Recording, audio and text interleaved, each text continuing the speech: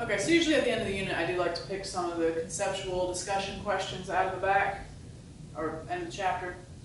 And I usually like to call on you guys, but I'll run through these. So, we're page 108, this is the end of chapter 3. Chapter 3 is vectors and also sort of one-dimensional motion, which we'll do next unit. But let's just look at a couple of these.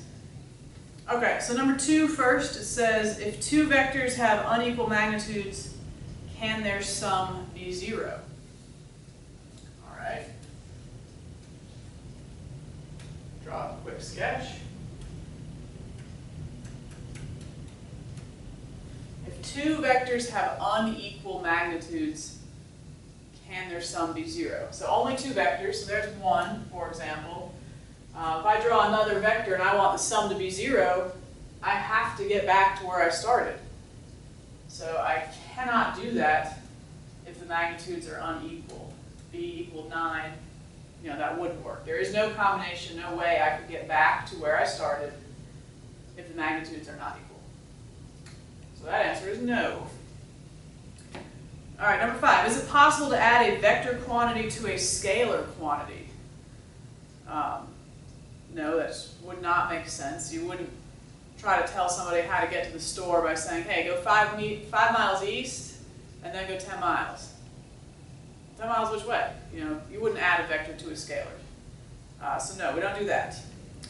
Number 10 says if B is added to A as vectors, under which conditions, or under what condition does the resultant have the magnitude equal to A plus B?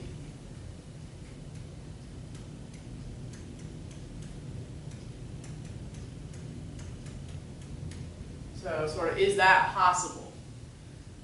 Is it possible for the resultant of these two vectors, so the magnitude of the resultant, so the amount of the answer, the magnitude of the answer of these two added together, could that equal the sum of the original magnitudes? Yes, and really only if they are in line. So you could have, vector A could have been 10 meters east. Vector B could be 5 meters east. And in which case, the resultant vector of that would be 15 meters east, just adding them off of each other. Clearly that resultant is 15. And that would also equal just the 10 plus the 5. So it is possible they'd have to be in the same line, though, have to be going at the same angle.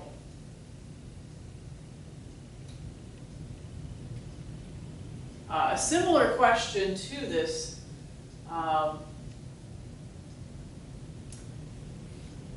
is when does vector A plus vector B equal, let's see, maybe squared.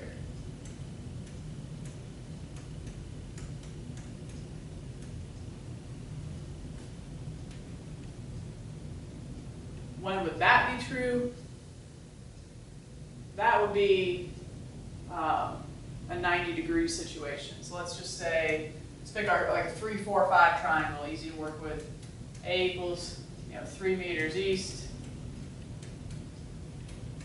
B equals 4 meters north. All right, so 3, 4. The result equals 5. 3, 4, 5 triangle. So if that resultant is 5, I could say 5 squared equals, all right, A squared, which was 3, plus B squared, which was 4. That would be true as well. That's 25. 9 plus 16 is 25. All right, that was 10.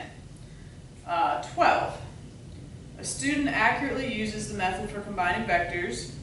The two vectors she combines have magnitudes of 55 and 25. So it's just the magnitudes. The answer she gets is either 85, 20, or 55. Pick the correct answer and explain why it is the only one of the three that could be correct. All right, so we got vector A equals 55 at something. Vector B equals 25 at something.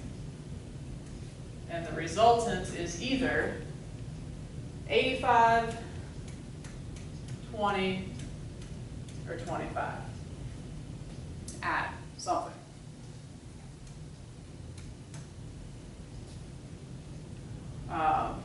Well, pick the biggest and smallest first to see if they're possible, because the biggest possible magnitude I could get would be just adding them together. If they were in the same line, it was 55 east, 25 east, I would get 80. So the biggest possible magnitude I could get is 80 if these vectors are in the same line.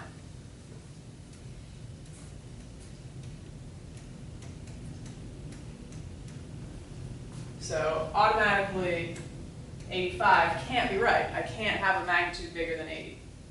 Let's check the smallest. Oops. What if they were opposite each other? What if I had my 55 one way and my 25 comes back the other way?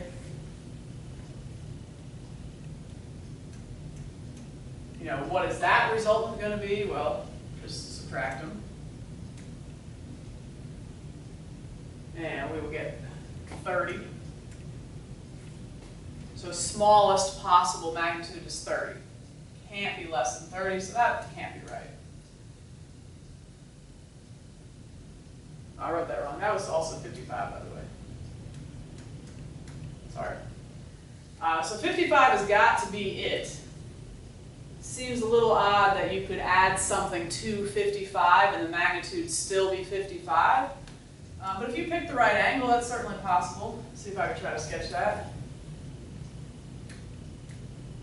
We have our 55 this way. And our 25, let me sort of back up here.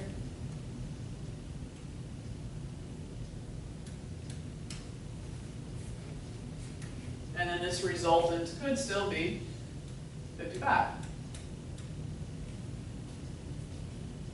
So if you got a question like that, just check the largest and smallest values, make sure they're possible first. All right, number 14. Can a vector have a component equal to 0 and still have a non-zero magnitude? Sure.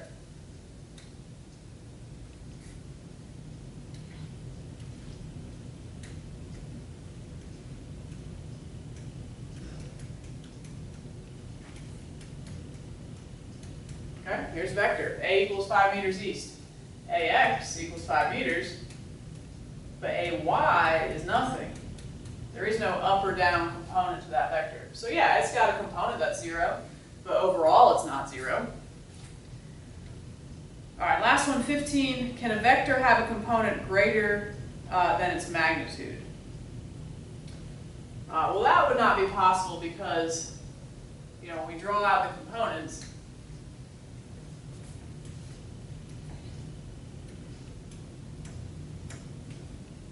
unless it's not a triangle at all, like this case, the vector we start with is the hypotenuse. So hypotenuse is always the biggest side of your triangle. AX and AY could never be bigger than that hypotenuse. If it's not a triangle, it could be exactly the same.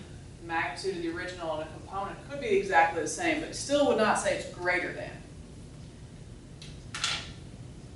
All right, and those are discussion questions for vectors.